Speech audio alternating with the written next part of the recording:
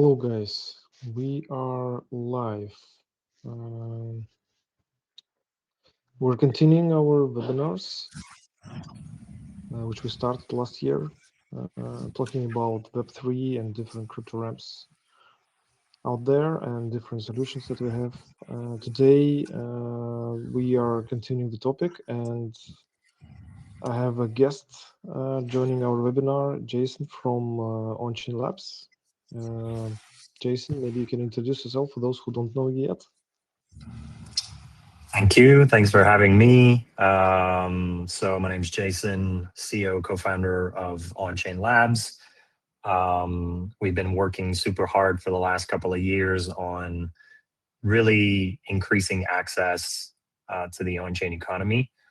That can be accomplished in multiple ways, but for us, it's really about making it super easy and seamless to buy on-chain assets, ones that are generally not available on your typical kind of middleman vendor, like a centralized exchange or an on-ramp.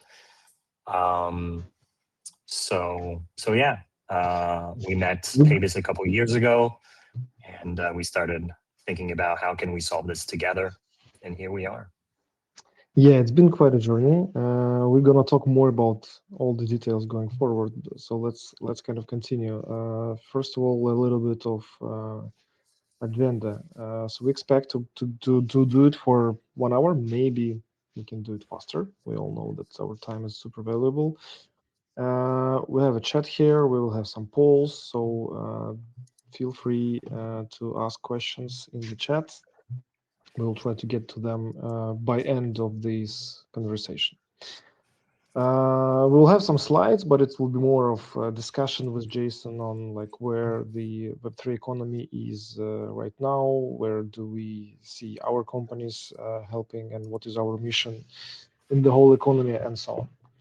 So yeah, my name is Konstantin, as you obviously understood, co-founder of Paybis. We are 11 years in the market, and our main goal from the beginning was to make it easy for people to get into crypto, right? So now crypto is not just Bitcoin and stable coins. It's much more. The whole on-chain economy, a lot of different chains, L2s, L1s, even L3s potentially coming. So a lot of different tokens out there, and companies like us only solve part of that problem to getting into crypto. So together with ONCHAIN Labs and Jason, we hope that we will cover the full circle. So let's start with like why do we exist, and why do on-ramps exist in the first place, and what kind of problems do we really solve, right? So as I mentioned, our main goal from the beginning was to make it possible for people to get into crypto. So we call it on-ramping. So basically, we help Web2 people to get into Web3. And when the first thing you do when you want to get into crypto, you need to get actually something, right? We can call it like the base native currency, the gas currency. We can say, you want to just get into Bitcoin and hold like digital gold, or you want to get into on-chain economy, explore DeFi space, explore different ecosystems, but then you need to figure out how to do it, right? There are tons of different ways. So the kind of current problem is that, for example, the classical approach would be to visit Paybis or go to any crypto wallet, buy, let's say, Ethereum or Solana or Ethereum based network, and then you have to find a way how to continue, right? If you want to interact with different protocols like yields, launchpads, swaps, you have to find your way and navigate, and there are tons of different places out there. But if, for example, the problem that we are not solving alone is quick access to a specific token, specific chain. And this is where we are having Jason coming in with ONCHAIN Labs.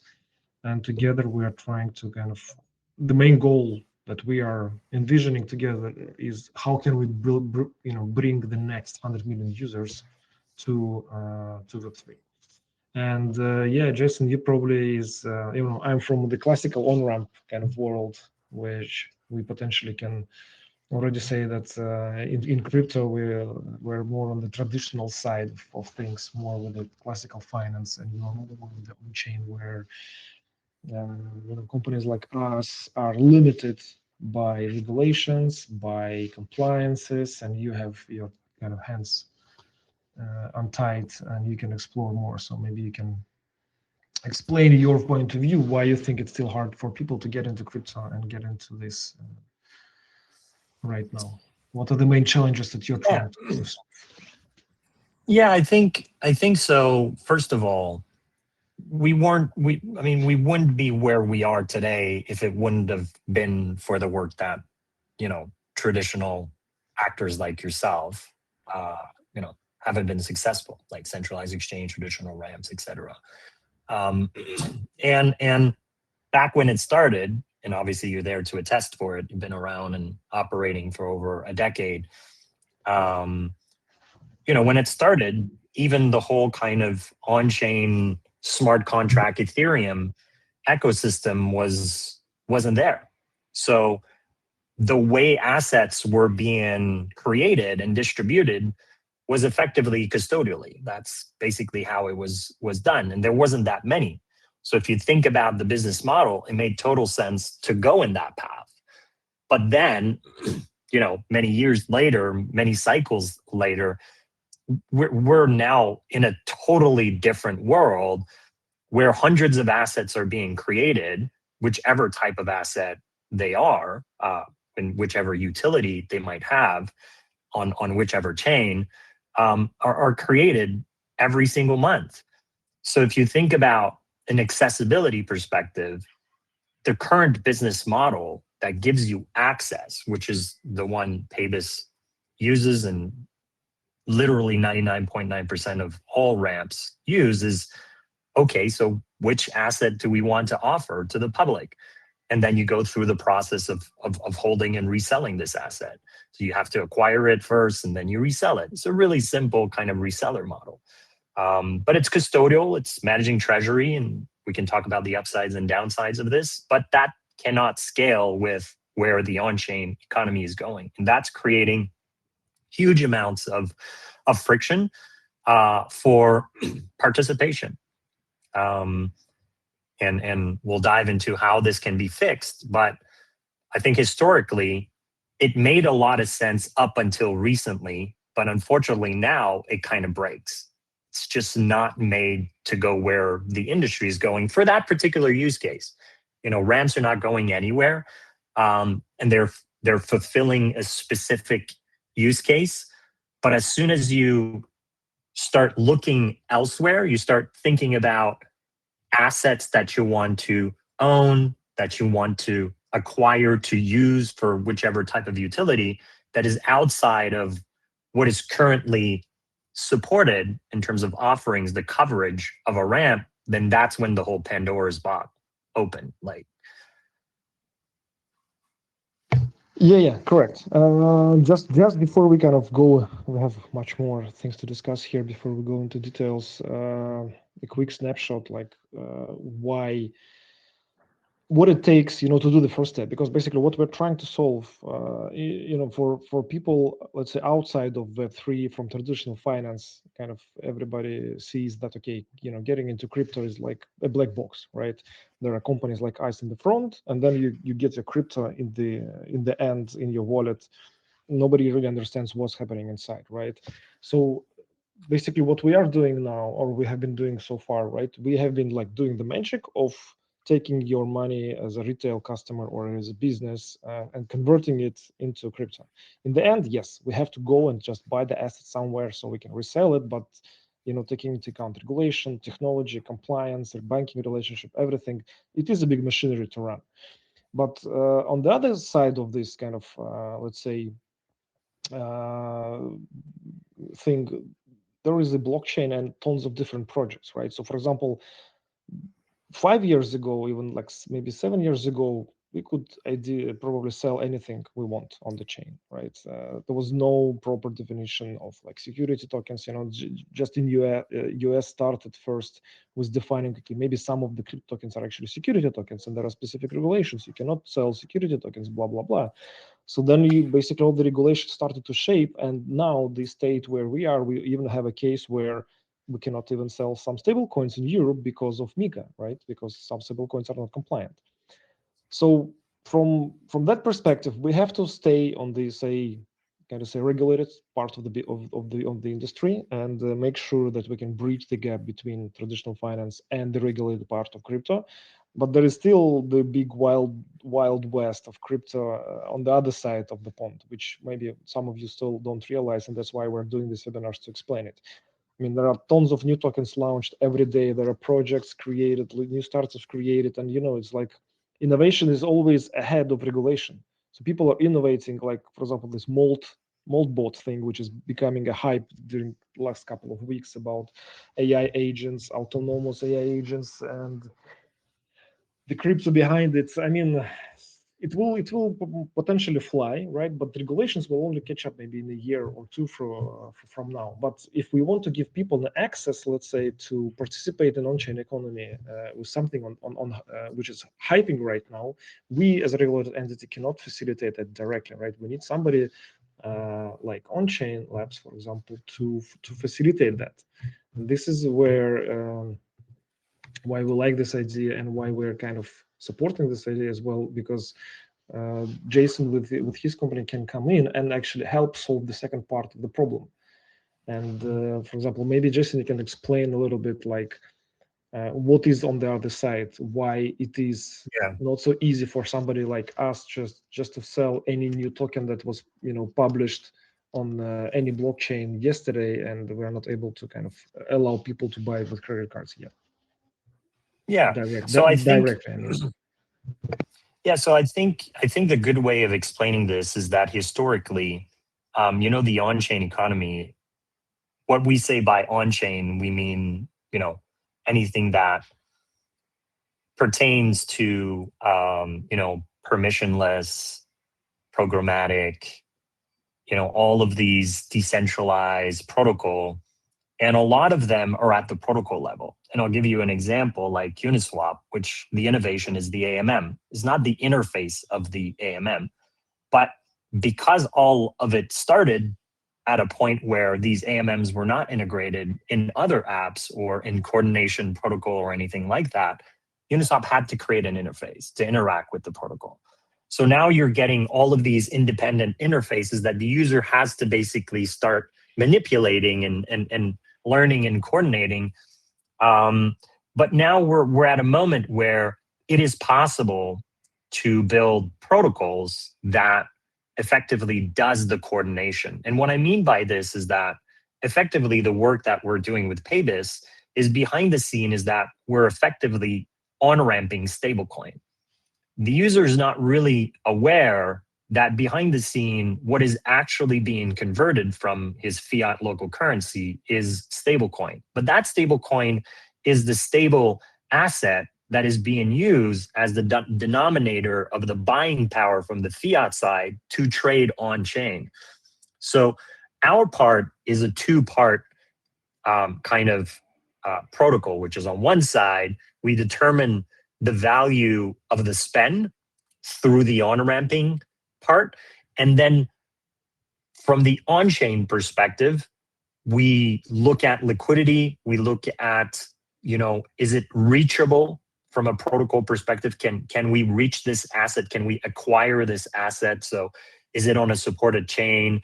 Is this, from a security perspective, is there any honeypot problem? So all of these checks are done in real time. But bottom line is, what we do, our role is the coordination of many things that what a user would normally do on his own, all of those steps.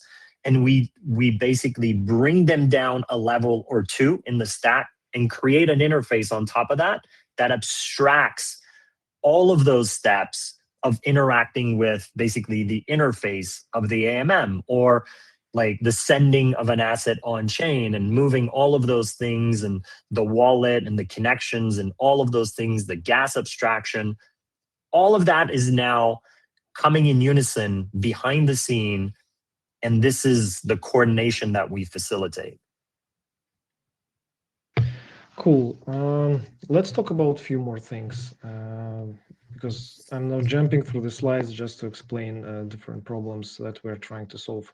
But typically, like this is how the purchase of crypto happens right now, in general, right? So it's either let's say if you go to Trust Wallet, right, and you can find us inside Trust Wallet as one of many on ramps. So, for example, Trust Wallet is using aggregation. They have they use on ramper who is aggregating like almost 40 different ramp providers like us.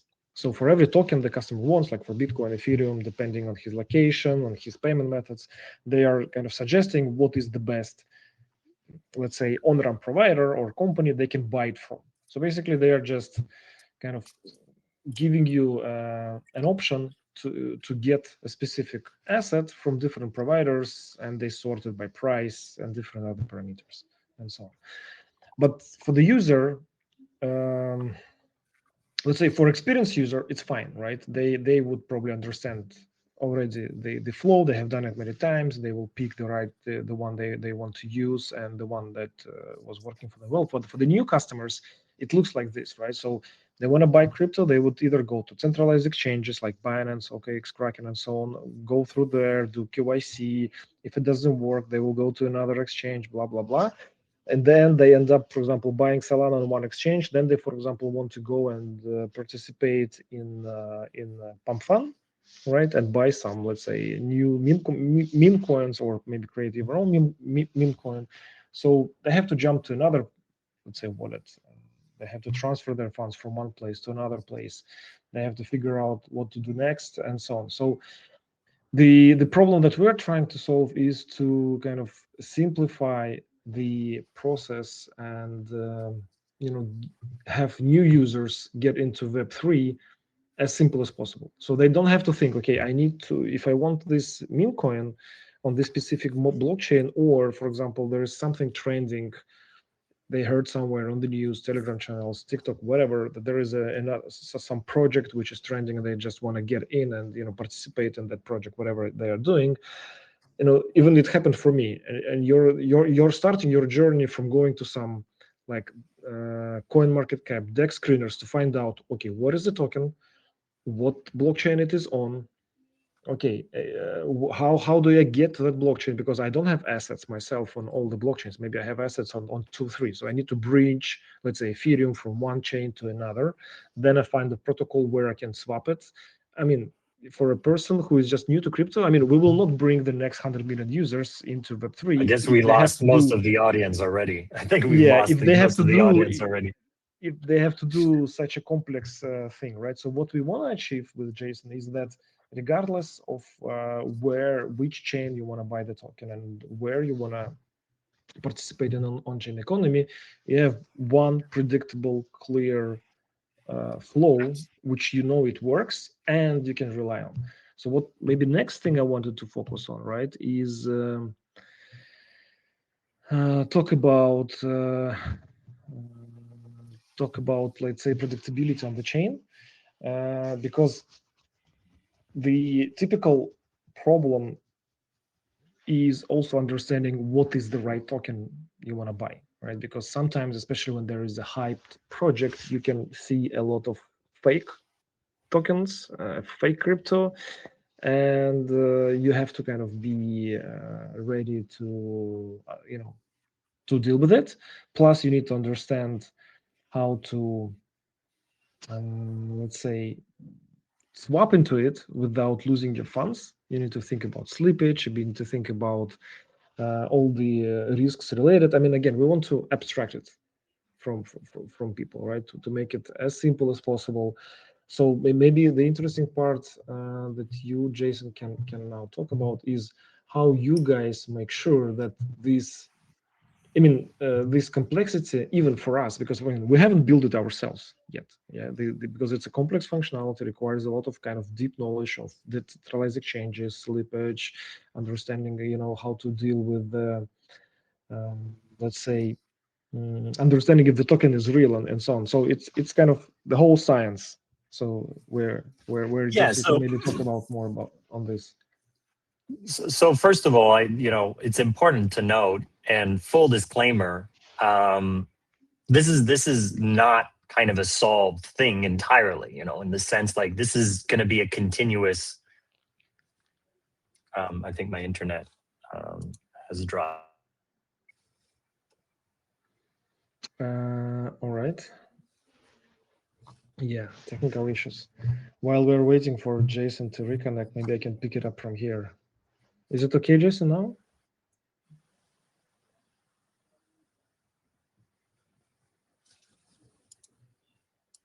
It seems that we see you, but yeah, maybe he'll reconnect. While we're waiting for Jason, I will just explain what these guys are doing. So let's start with the fail-safe options and guardrails. So what ONCHAIN Labs are building and have been building for so far, they have been building a protocol. Yeah, Jason, you're here. All good? Sorry, sorry. Yeah, internet sometimes can be choppy. What I was going to say is, and what I was saying is, this is going to be a continuous work in progress. The whole security part of everything and the identifying of the health. This is a collective work that we want to do as well. So for us, in the past couple of years, what we've been trying to identify is those binary kind of things to define a minimal kind of non-negotiable threshold that is not really subjective. And some of those things are in terms of liquidity. How much liquidity should a token have, and what are the various different thresholds that we can create so that it is tradable? Because a token should be seen as, and again, a lot of people, their mind go towards like a meme coin, and it's not just all meme coins, even though there's a lot, but effectively of an idea. And a lot of ideas start with very, very low capital. It's not every project that has $500,000 that can put in liquidity to enable trade. A lot of them start with 10 grand, 20 grand, 30 grand, 50 grand. So this is the whole idea about slippage. So we want to enable participation, but maybe not at the same level as a super big project that has huge amounts of liquidity where you could do a $5,000 trade and it's not going to make a dent in the price. But a lot of these have low liquidity and we want to enable participation. So we create caps on buys. So maybe if it has a lower liquidity, we'll enable it at a minimum, but we'll enable maybe $50 trades are the maximum you can do. Otherwise, if you buy for more, it's just going to crash. It's not going to work. So that's kind of one angle. So it's really thinking about beyond having sufficient amount of liquidity. It's like, why is the liquidity there? What's the purpose of that liquidity? Thinking outside of the box beyond short-term lived project. Like if we think long-term, what's the goal? How does it start? So that's one side. The other side is, how can we create something that is safe? And how can we exclude the great majority of the scam tokens? Is that we know for a fact that most of the tokens out there, if they launch, the biggest amount of rug pull are done within X amount of time post-launch.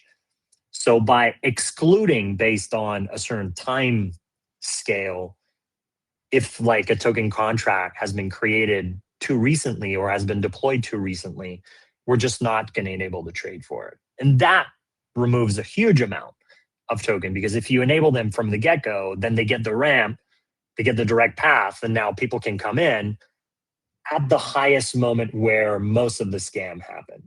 So if you put like a window of 24 hours, similar to the cool off in UK, it's like, are you sure you want to do this? Think about it. It's the same type of cool off that we put on the token contract. But generally, most of them are well intended, so it's a non-issue. But we check a bunch of different signals in the contract. Is it a honeypot? Is there a mint function? Anything that could alter the supply, the price, etc. So it's like yes, no binary. Does it have that? Does it not have that? And then when we think about accessibility, then we have to think about from a protocol perspective, because what we built is what we call open, OPN, is the on-chain protocol network. We have to integrate chains as we go, and we have to deploy liquidity to make them part of the network, kind of the protocol. But the protocol is infinitely scalable, but we do have to make choices as to which chain do we want to deploy, OPN. And to do so, while we have some requirements, like does it have, a stable coin, preferably would be a USDC stable coin, even though we don't particularly have to be USDC. Need to have a DEX, programmatic trades. In the beginning, right now, we're working with mostly EVM compatible chains. We're deploying on Solana, in the next couple of weeks. But bottom line, these are kind of the elements that we look at to enable the trade. But the next step that I feel is important, and you have it there in the title, which is kind of permissionless, not reckless, is the part of distribution. I think this is where we're going to maybe potentially lead into, is from these points of discoverability, these high intent places where people find those tokens and are looking for those tokens. We want to make it easy for people to find the path of access. And this is another primitive that we've developed, that is the universal schema access. We call them UAS links. But we'll dive into this a little later, because distribution is key. Yeah, let's continue. So basically, just to summarize what we just talked about. So maybe before we continue going deeper, so Paybis, what we are doing, right? We are helping to let's say people to get to put basically their fiat on the table, regardless if it's a card, bank transfer, PayPal, Revolut, whatever. We make sure people can actually spend their money on crypto. We make sure that it's done in regulated way, and we let's say adhere to all the regional regulations, Europe, US, and the rest of the world. So this is kind of our part. And then from the ONCHAIN Labs perspective and their product, which is kind of tightly integrated with us, is that, for example, these ONCHAIN Labs are finding the right source of liquidity for a specific token. So this is, let's say, one pain less from your table, let's say less cognitive load for you. You don't have to jump through different, let's say, protocols and different wallets to buy, let's say, Solana, then swap to another token, or buy Ethereum on base and then swap to another token, and so on. So again, they solve that problem. Problem number 3, I mean, for example, if you ever try to buy something, let's say some new trending altcoin, what typically people do, go to a DEX screener, for example, right, or DEX tools, and they would study the token, the smart contracts, and all the, let's say, parameters which can indicate if it's a valid token or not, right? So, for example, this Contract address. Is it chain, a honeypot? Can they mint new tokens? Can they block? Can they, let's say, blacklist wallets, addresses, and so on? There are a lot of things to check. A good example that I like to do here, because there's this big theme and we're all very familiar with it, which is doing your own research. We are accustomed to it, and it's always the biggest warning out there.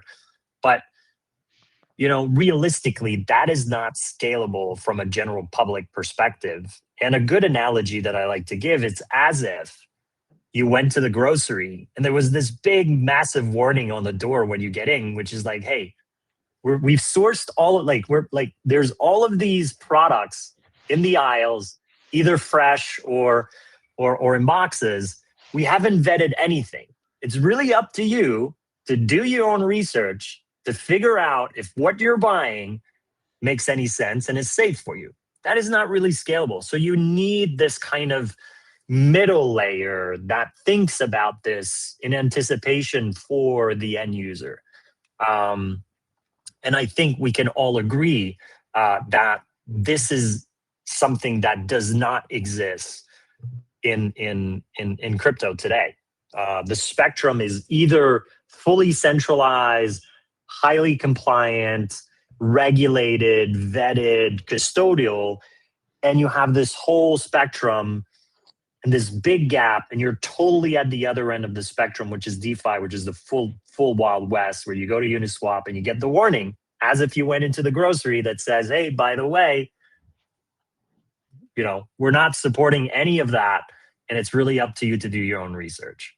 Yeah. So I think what you guys are solving is like extra protection layer. I mean, still there are no guarantees that the token No, of course. will be 100% legit, but at least you're doing the basic due diligence, which most people will either spend a lot of time on doing, or they don't know how to do it. So it's like, say, one problem less. Of course, everybody would accept the risk into getting into on-chain economy. And then we abstract, like you said, and then we abstract, like you said, a bunch of different steps, which is finding, where the liquidity exists, which is the liquidity pool, as we call, on which DEX, because there's multiple DEX, multiple versions of the DEX within the same DEX. You'll have Uniswap V1, V2, V3, V4, different types of integration for each. And then you may have multiple different pairs of that. So where is the most optimal liquidity path where the trade will have the highest chance of success of, coming out? You're doing simulations, right, on chain to basically before you execute. Yeah, all of that is being done pre-quoting. So when we quote, we're checking everything in real time, and obviously there's more to it, but and then we look at, because we need to bundle those transactions for gas abstraction. So you don't need to, so all of those steps are now being hidden at the protocol level versus at the interface level, where you're being required to show up with the right things when you want to operate the interface. Like a DEX interface requires you to have a native. And sometimes the native is not necessarily the gas. Sometimes the gas is different than the native. So you need to have both. And sometimes you're just stuck because you don't have the native. You want to have the native, but you need the gas, but you can't get the gas because you don't so it's just a complete nonsense. The point is, let's say, even for most of you who are listening here, that sometimes you don't realize what kind of actually native token is on specific blockchain, right? Maybe it's let's say if you go to Base, it will be wrapped Ethereum on Base, right? Because they don't have a native. Or USDC, but also USDC is used as gas. Yeah, but then exactly. If you want to, let's say, buy something or get USDC, you also need the wrapped Ethereum on Base. And then, for example, if you go to Polygon, then they have their own token, their native token. So again, removing this complexity, this is what we think is needed to get the next 100 million and more people on board, because everything is developing so fast. And the only problem right now we see in the crypto industry that, let's say, maybe half of the industry is doing and developing and innovating for the same users who are already within. So for example, the whole DeFi industry, they're creating projects and protocols for people who are already there. They don't think about, okay, how do we get actually the Web2 people into, let's say, our yield aggregation. For example, this is what we are talking also to companies like P2P, Kiln, Aave, and so on, because these guys offer great on-chain economy tools where people, for example, can get passive income on their assets, which is, let's say, 4 times higher than in traditional finance. But traditional finance people, I mean, people who just, let's say, keep their money in their bank account to get 2% API or in Revolut or so on, they don't even understand and know, okay, that there is actually more or less secure way to get 5% or 10% per year for the same dollar or euro, right? So these guys are not marketing yet to people. this information just goes out there through word of mouth, right, for natural curiosity. But a lot of people, let's say, from traditional who got used to traditional finance, they would open some kind of Web3 DeFi platform which promises 10% API, but they will have hard times figuring out, okay, what do I need to do to get there? How do I get my money from my bank account into that staking platform so I can get my income, right? And then how do I get money out? Then this is the next question. Okay, let's say 1 year later, I want to get my money out. What do I do next? How to get money back to my bank account, for example.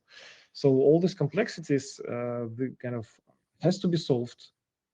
And we are shouting out to all the kind of Web3 people who will end up watching this webinar, that guys, you have to start thinking about how to get people into Web3 projects, into your projects in the next 5 years, because I think in the next 5 years, every Web3 and DeFi, RWA, whatever project out there will need to start thinking about Web2 people, because this is where the next money are coming from.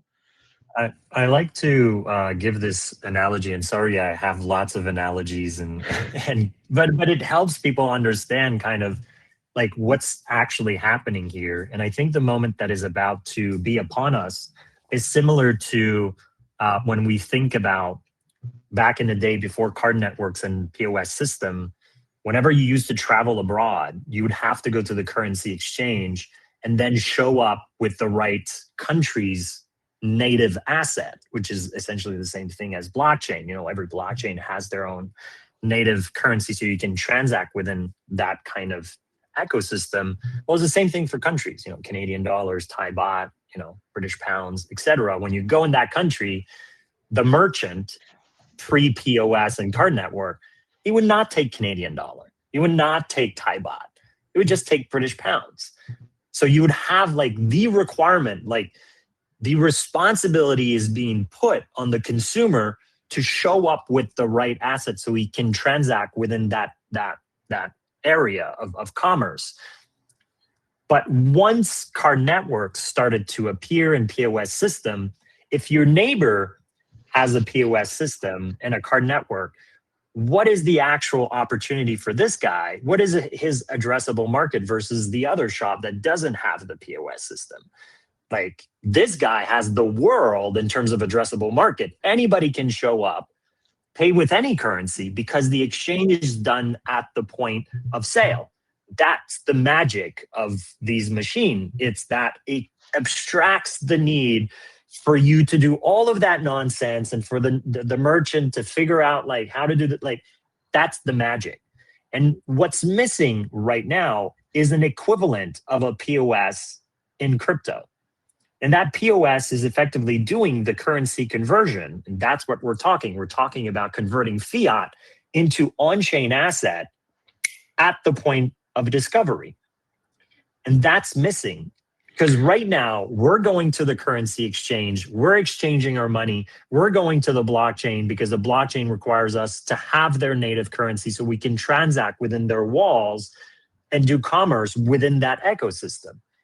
We're basically pre-card system, pre-POS in the on-chain economy. That's where we sit right now in terms of UX. We're in a pretty bad UX situation.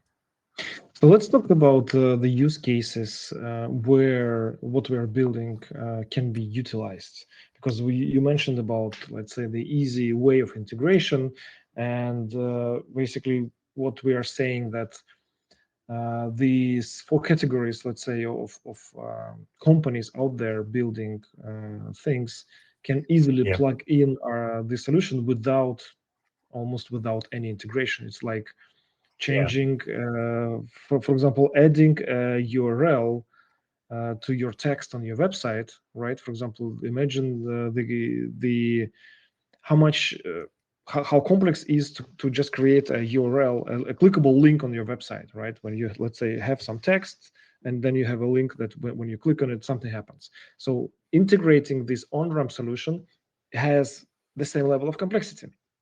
Because, for example, what Jason is building is the integration where you can just say, let's say, if it's a project, DeFi or exchange, whatever, if they are building something and they have, even if it's a news portal, right, which just have a list of crypto and they mention it in their articles, what they can do, they can just create a URL where they can say, okay, this is Bitcoin or this is this tokens, provide the address. I mean, these guys, of course, need to know what they are doing. So provide an address of the token, wrap it around the URL, let's say ONCHAIN Labs/address, and the customers, when they would click on it, they will be able to buy that token easily. So you don't have to spend time on like signing contracts. You don't have to spend time on creating tons of integration, APIs, and so on. So it's oversimplified, and it's analogy to just the links to pictures, for example, on your websites. Maybe Jason, we can actually do the demo and show the guys first Yeah, of all how it looks. Yeah, so what you're talking about, and I kind of alluded to it a few minutes ago. Let me just see here, which is the permissionless distribution of this access. And if you are one of those, and you highlighted wallets earlier, where right now the current kind of fight that's happening is a lot of these discovery platforms, they want to surface as many assets as possible because they want to make their ecosystem, their walled garden, effectively more attractive than others. If you think of Coinbase's smart account, which all the rave is really about now, every single token that are being launched on Aerodrome is available in the smart wallet, which is, I think, is totally reckless. It's just complete craziness. Because if we remember, let's say for the ones that have been here long enough, let's say a Squid token, it would have been surfaced and anybody could have bought it within the four walls of the wallet because there's no guardrails. And that's key. But where I want to get to is that there's this distinction between, in the wallets, the assets that can be bought natively, meaning, let's say, collectively through this aggregator of on-ramps, we put together, okay, let's say Paybis supports 150 assets. This other ramp supports 75. And then, so the aggregator puts all of these assets that are held custodially that can be sold directly to the user. It puts them together and says, hey, you can buy these direct. But the problem is that the user is not aware that most of the asset cannot be bought directly. So for those, when he's discovering them and he wants to buy this asset, there is no direct path to buy this asset. Like, it cannot come from this aggregator of on-ramp because Paybis doesn't support it. No ramp supports it, but yet again is being presented in the wallet. So this is the issue from a scalability and accessibility perspective for these new participants coming into the space. We're showing them these tens of thousands of new assets, and we're showing them that they're attractive, they have this upside or whatever, but there's no path to get them. Like, there is no path, no scalable path. And this is where we come in. We come in because, and we're not going to dive into the docs, but what Konstantin was explaining is that we've created this thing that we call the universal access schema, which is a basic primitive that is URL based, that has buy.onchain.money, that has the slug of the chain, BNB, Base, Ethereum, Solana, name them, and then the contract address. But these can be summoned programmatically by these third party. So let's say, again, this Trust Wallet, this smart account of Coinbase, they could create direct path for all of these assets. When you click buy, the API of that wallet basically could programmatically compose the URL based on the fact that they know on which chain this asset is and they know what the contract address is. So they can programmatically, permissionlessly, on demand, create an access path to any asset that passes the smart guardrails of the on-chain protocol network. And this is fundamentally something that will change the landscape of the on-chain economy, because now there is a potential, a possibility of creating a direct path for any asset. And that means that currently the detour that 100% of people are doing, no matter who you are, if you are participating in the on-chain economy, you went through this detour of having to buy the native asset first from one of those vendors and then go on-chain. So that means that right now, it's kind of like an hourglass. We have all the fiats of the world that are at the bottom of the hourglass. This is where all the money lies. And there's the constraint in the middle, which is the native assets, because there are no direct path to the on-chain asset at the top of the hourglass. So everybody's going through this bottleneck to then participate. What we're trying to create is remove the native requirement and create direct paths to every single asset that exists on-chain that could be bought directly. And that is the analogy of the POS system, where you don't need to go to the currency exchange and then go to the merchant to buy your bag of chip because you didn't have the money before. Now you can buy it directly with your own fiat.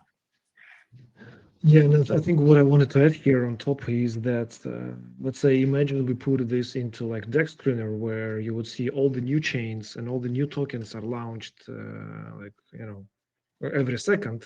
The good thing is that if there is a new token launched, and even though programmatically it will be visible that you can buy any like new meme coin, whatever token is launched, then it will not go through the moderation on the on-chain labs part on the open network, on PN stuff, right? Because you will most likely have make token tradable only after a specific time, right? You will do all the checks. So it means that some random shitcoins will not be available for purchase.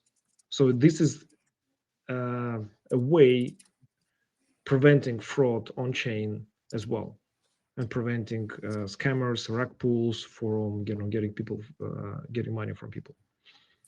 So as an example, let's say a DEX screener could decide, let's say this token here, Clawcaster, I don't know which one, or let's say this one here, limits.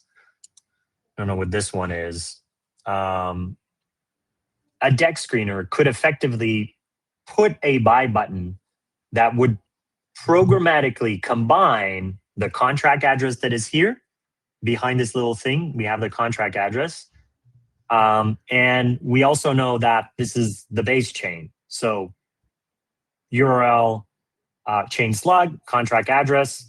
So if we go on the website, onchain.money, we have an interface to create this URL, and we can permissionlessly request this asset to be listed. So this token right now is not part of OPN. It hasn't passed the clearing protocol, but we can ask it to list it. So now everything that I was talking about before, does it have sufficient amount of liquidity? Can we reach this asset? Is it on a chain that we support? Does it have any fishy contract issues about honeypot or whatnot? And if it does pass all the guardrails, it will on demand generate an interface, which we call the execution surface, where basically anybody can buy these on-chain assets. Now, LMTS, if we go back to onchain.money. So basically what happened now was that it was the token that you never saw before. You pasted the address, your backend, did some magic checks, and it went through. So now it's available for purchase. Yeah, now it's been officially listed and it is supported by the platform. See, now the token is now there and I can buy this asset And what's important to note is that that listing process, now as you saw, there was like a really microsecond where it was checking it. It didn't take as long because the first check is much longer, but this one was hyper fast. And the reason why is that it's not because you pass the guardrail once that now you're good. You're being checked every single time the interface is being loaded. We check that. We check it on demand every single time because if that's tomorrow DeFi. there is a rug pull, you will not allow people to buy the token anymore. We will not allow this. Like in 5 minutes, if something happens, if in 5 seconds, if something happens as we execute the transaction right before, we'll run the protocol again, and we will say, "Oh, sorry, we don't support this token for whatever reason, maybe low liquidity, problem with the smart contract." We will tell the user, but this is always changing. So that was key. And then obviously what happens after this is essentially the Paybis payment experience, because the magic is what's happening behind the scene. In a fraction of a second, there are thousands of things happening to make all of that go away. Cool. But yeah. Let's summarize. Let's go back to our last slide and summarize. I think you guys, hearing is one thing, but it's better to see things at least one than to hear them 10 times. That's what we used to say. So I hope finally you have saw the examples of how it actually works. So basically now it's time to scale, right? And this is a job for me and Jason to scale up this technology going forward with our partners, with their partners, and so on.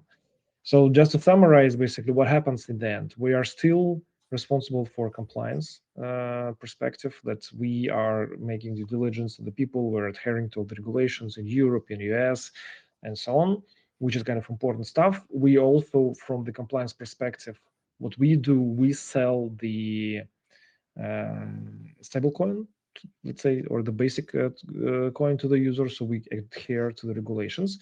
And what happens under the hood by ONCHAIN Labs is the swap on chain, finding the right liquidity, finding the right slippage, making sure that the token is and it's not. important to note, and it's important to note that these transactions are done on decentralized protocol in a programmatic way.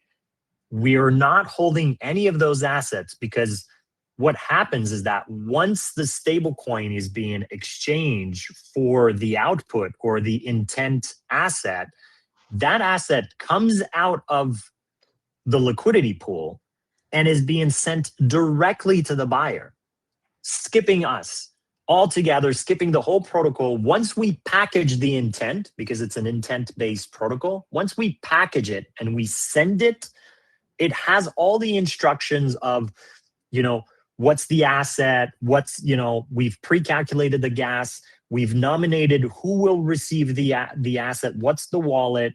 All of those things are predefined when we send the package. So we're not touching anything. It's kind of sending to the warehouse an order to be drop shipped to the buyer, because we don't have any inventory. The inventory is on chain. It is the biggest inventory that you can think of.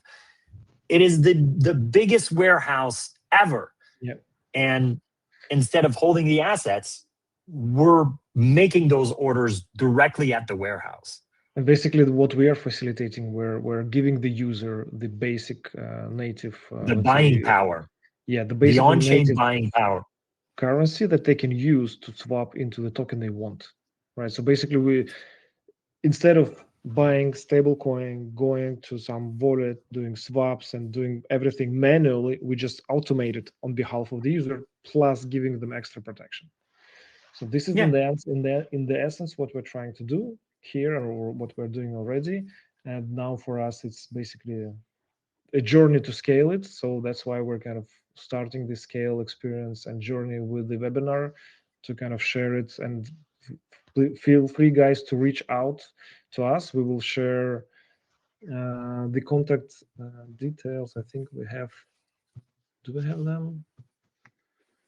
Yeah, probably we don't have them on the slides, but what we will do, we will send out emails to everybody who joined the session with our contact details in case you have any questions, you have any partnership proposals, ideas, queries, and so on.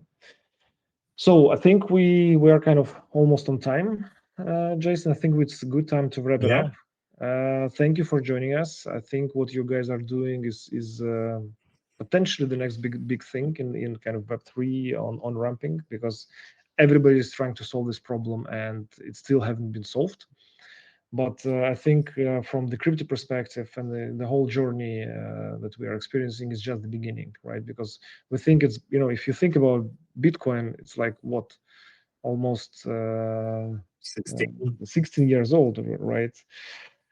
Like quite an old technology, but if you look at big scale, like 10 years from now, 20 years from now, we're still very early. It feels like I mean, like card networks, they were invented, about 70 years ago, and like we feel like they're omnipresent. It's a duopoly. And we want to like break that apart, with the on-chain economy. But I would say, I would say that even if you look at this, they came up 70 years ago, and then innovation still happening. Like look what exactly happened. That's kind of the hint. Like it just happened recently. If you look at big scale, which Yeah, adopted absolutely. card payments quite significantly worldwide. Anyway, Jason, thank you very much for joining me here. It's a pleasure to talk to you as always. Let's see, we don't have any questions to reply to, but I hope most of people found it interesting and not too boring and maybe entertaining a little bit. And, I see who participated, not many people are natively working in crypto. So I hope you guys learned some new stuff that you haven't been, you didn't know before. So the goal of this session is, of course, educational, mainly. Thank you, guys, and see you around. Thank you, Jason. Thank you so much.